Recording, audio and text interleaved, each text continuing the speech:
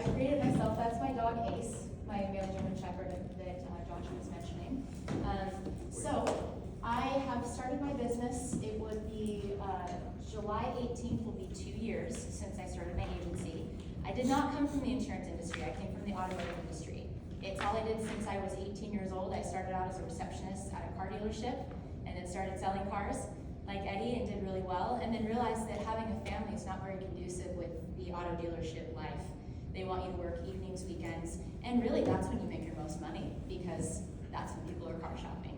So for a single lady it was fine, but when I had a family it was not working for us.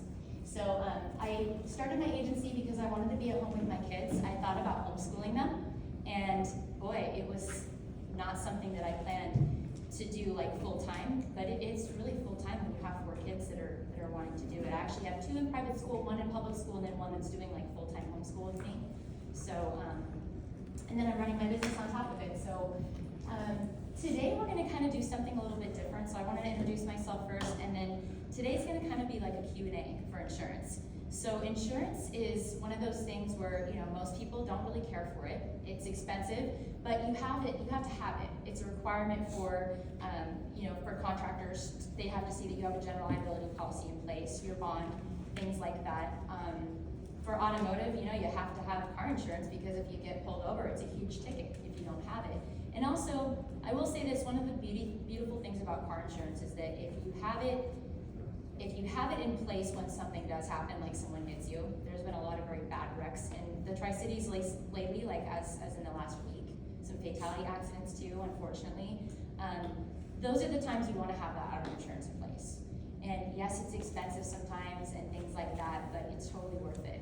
So I'm an advocate for insurance, and I will continue to be because I do see the value in it. I remember when I did work at the car dealership, one of the coolest things I experienced was when somebody came in with a check from the insurance company. Their vehicle had been a total loss, and at the time I was working for BMW, so it didn't really take much to total out the car because a lot of the times the parts in the servicing to fix it is more than it is to actually just total it out and get a brand new car.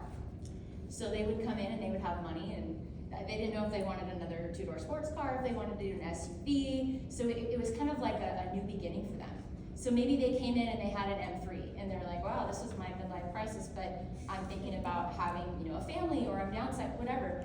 Maybe they wanted, you know, an X5 or something like a larger SUV. So it was really, really fun to see that. Also, another reason why I think I got into the insurance industry for the service side of it, and maybe this is for some of the people in here that do service-based industries, I saw the deficiencies in some insurance people.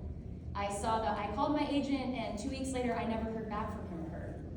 And you know, updating certificates of insurance, those are very time sensitive for business owners. You need that to keep your lease, to get jobs, to stay in business. And so for me, I just thought, I want to do this different. I want to have compassion. I want to call people back and be reliable and responsible with their money and with their assets. And it's really worked out in my favor. Now the problem is, like I was saying earlier, I'm growing and I can't do it all by myself anymore. So I've looked into virtual assistants. I've looked into hiring agents outside of the state, which I think I'm leaning towards. It's just getting a licensed person that's gonna work commission-based for me. Greg can speak to this. Having an employee in Washington State as a small business owner is very expensive. It's the workers' compensation, L&I, all of those things to stay compliant. It's a lot.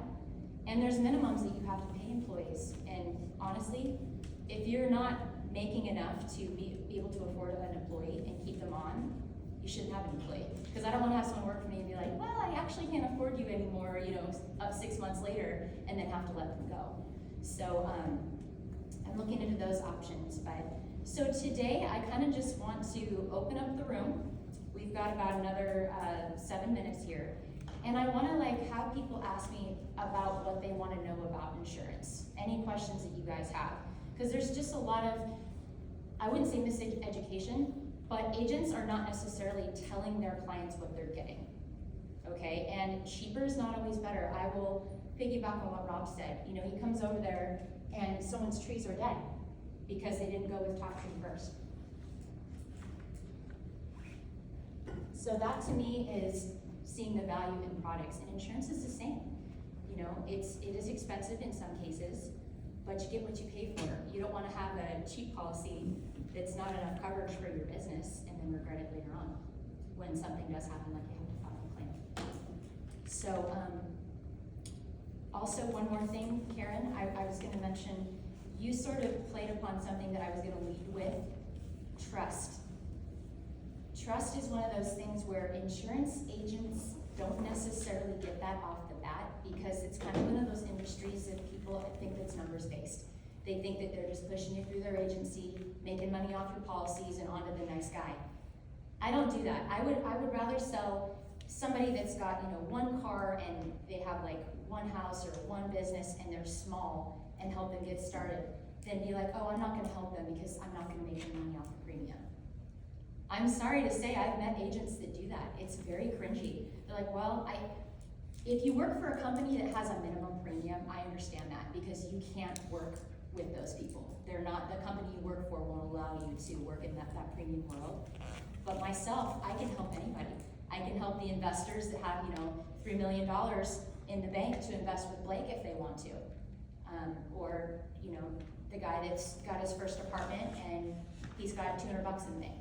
And he just needs help with, you know, car insurance or getting his business started. So, so does anybody have, I guess we just go around the room. I'd love to see hands. Does anybody have any questions about what's going on in the industry? Chris? Is there, like, as a consumer, I mean, people want great rates. So what are the cues, I guess, that helps people figure out that, hey, this company is not gonna follow through in the back end? You know what I'm saying? Yeah, are you talking about when they're filing a claim or? No, I'm talking about when they're shopping around. I realize going with someone who's a broker, is that the right word? Yeah. Who's looking at a bunch of different companies. Right. But like when I first got insurance down in San Antonio, Texas, I went with the cheapest rate. And then I paid for it when I got in an accident. Yeah. And so I guess, is there clues to know we should walk away from this company? It's too good to be true type of thing. Yeah, I would say that if you're asking questions and the agent or agencies are kind of diverting those questions and not answering them really like very transparent with you, that's a sign. And then it's a numbers-based industry, I understand that. But if you ask somebody, well, what is this covering? Like, what am I cover for $1 million, $2 million? What's an aggregate? What's a, you know, per occurrence loss? Like, if you're asking those questions and you're not getting the answers, Yeah. I would walk away. Yeah. You know, because like you said, if you do get into a situation where you don't have maybe enough coverage, for instance, auto insurance, I know Scott's not here, I also sell auto insurance, I'm sure you guys all know that, but you wanna cover at least the value of your car if it's a total loss. Like, you know, the state minimums are 25, 50, 10, but if you have a $90,000 Tesla, that's not enough coverage for you. Yeah. So you really wanna make sure that you're talking to your agent about, this is what I have, this is the coverage that I need.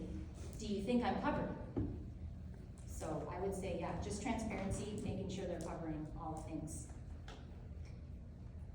So how do claims affect your rates?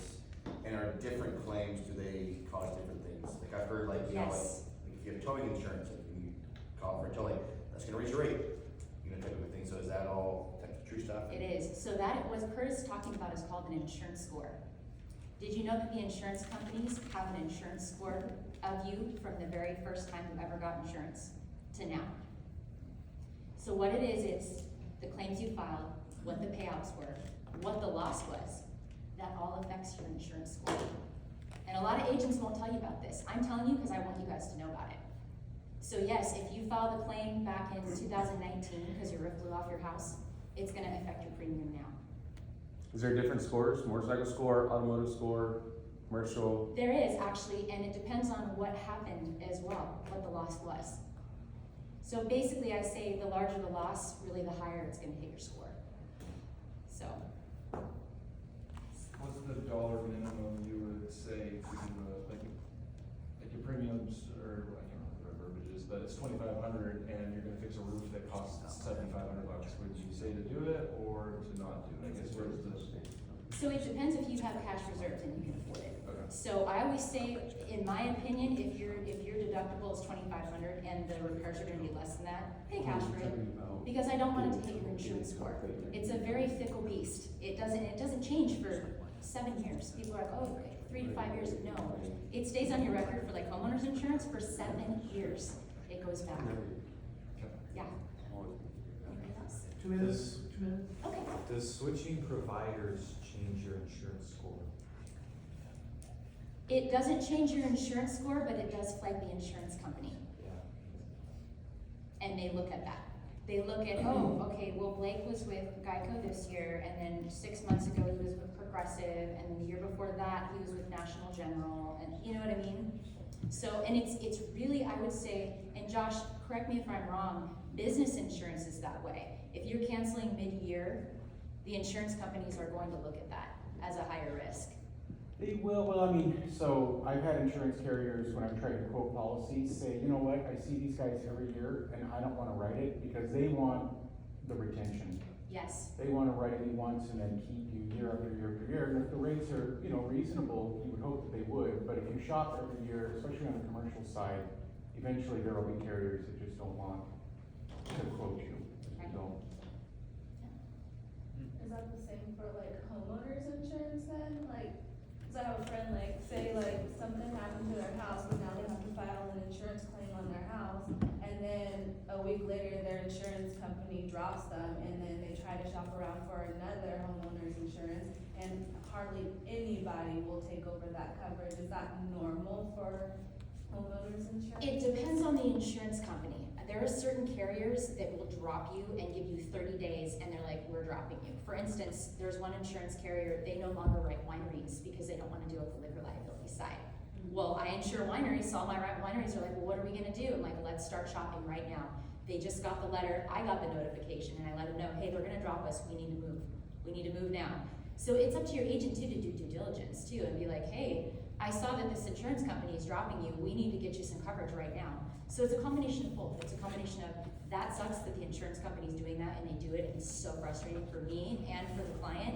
But let's switch modes and go into getting you coverage right now as soon as we can. Yeah. We gotta cut it off. Okay, can I answer Nope, Seth's I'll do it question? offline. Okay. All right, thank you guys so much for having me, I appreciate it.